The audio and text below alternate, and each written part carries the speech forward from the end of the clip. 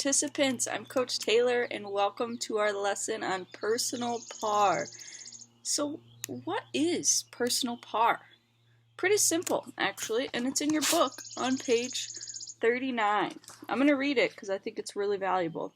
Personal par is a measure of how you usually perform in golf at home or in school. When you practice or play, see if you can match or improve your personal par. So when we think about goals, it's just like personal par, you know? My personal par might be different than your personal par, but make sure that the personal par that you choose is for you. So what is personal par or par as it relates to golf? Look at page 40 in your book, and I want you to fill out that page. What does par mean on the golf course? And then match the name to the score. So what is an ace? What is a par?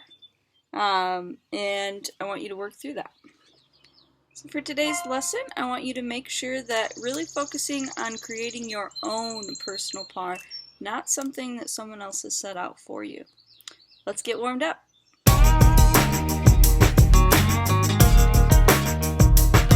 Right, we're going to start with star jumps. So I want you to crouch down as small as you can, jump up in as big a star as you can and land, and then come back down to a crouch. I'm going to demonstrate, and then I'd like you to do it 10 times.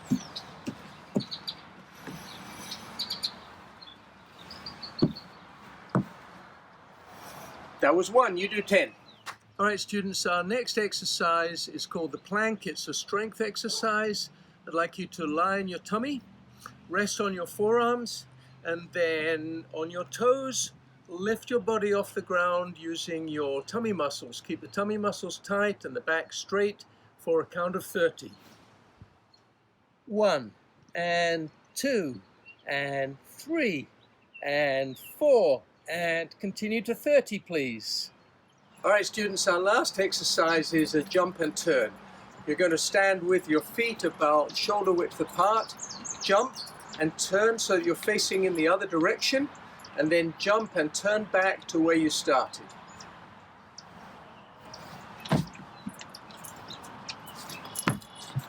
And do that 10 times, please. Coach Dom here. Today for our non-golf activity, you will need 2 objects. One, something flat. I have an old yearbook, and then something that you're able to roll. I have a mini basketball here, easy to utilize. So today for our non-golf activity, we're going to be working on face control. So we're going to be utilizing our book, acting as the golf club, and I actually switched to some golf ball just because I am going to be rolling a couple different things in this video. So one way that we can practice and understand our face of the golf club when we're in a golf swing, you can take this book and you can kind of push it. So if my face is square at impact, you push that golf ball and obviously it's going to go straight. Now if we're going to take that same swing when our face is open, we're going to see our golf ball move to the right a little bit, and so on. If we have it out to the left, our golf ball is going to move to the left, right? So a game that we can play in order to practice face control is you can make a target up here with 2 golf balls, and then you can take your other golf balls or other objects that just are able to roll. You can work on pushing it through that target, right? And then once you do that, you're going to work on that same motion, but you're going to see if you can't get it to go outside of those targets to the left, right? So now we can understand that our face, when it's left, the ball's going to move a little bit left. And now we're going to do the same thing, but out to the right.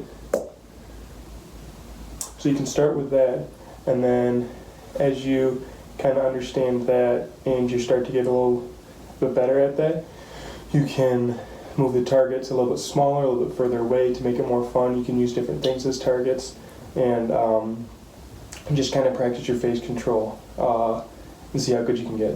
Thanks guys, have a great afternoon. Hey guys, Coach Eric from the First Tee. This morning we're going to talk about impact. the impact position of how you impact the golf ball, okay? And so why impact is so important is one of two things, is that we have to make sure that we're creating pressure to get the ball up in the air, okay? And also making sure that when we're focusing on the impact position, that our hands, okay, during the golf swing are always in front of the golf ball, okay? So you can see in my position, my hands, if I had a golf ball right there, my hands are definitely in front of the golf ball, okay? And so I got a couple of drills today that we're gonna work on that'll really help you with this, if you're having problems with this or if you wanna recreate that motion. And the first one that I have is, I've got a couple sticks here, okay? And you could have a bucket, you could have a can, anything that's stable. But what we wanna do is, to create that feeling, is we wanna put pressure on these sticks. So all I'm gonna do is push hard on these sticks, okay? And you can see at that point, my hands are in front of the golf ball, okay?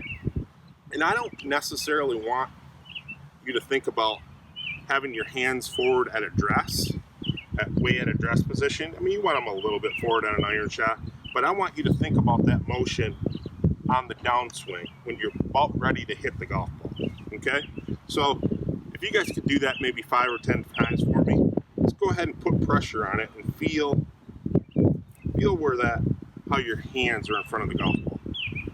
The second one I really want to focus on, and this is one that I really think is really will be really impactful for you, is take a golf club and put your left hand in normal position and then put your right hand down on the steel, okay? And what I want you to do is I want you to pretend you're almost swinging the club in a way that is to full capacity. So I want you to get to this point in the golf swing and I want you to stop, okay? And I want you to get from this position, okay? From this position, the only way that you can successfully hit the golf ball is to throw the club, okay, at the golf ball, okay? And at that point, it really helps, if you can do this, to get your hands in front of the ball. So if we get back to this position, okay, and we throw our hands at the golf ball, there is no way possible that our hands can't be past the golf ball or ahead of the golf ball, okay? So if you guys could maybe do that drill where we get here and we throw our hands, club head towards the golf ball, that'd be a really good exercise. The other drill that I want to talk to you guys about is if you take your hands and you move your hands all the way to the end of the shaft, okay, and you put the grip end, the butt end, left of your left leg or your hip, okay, and the key is taking the club back in a manner where you don't hit any part of your body with the butt end of the grip, okay? So it kind of looks like this. Now, guys who do it incorrectly, guys who get this motion, they're always going to hit their leg. Guys who get too flat, there's no way that they can do that. So think about this, put the grip on your left hip, swing it back, and just swing through your body, just like this. Now with that position or that actual activity, you can also work on your club, the squareness of your club. Make sure that your face is square through impact also.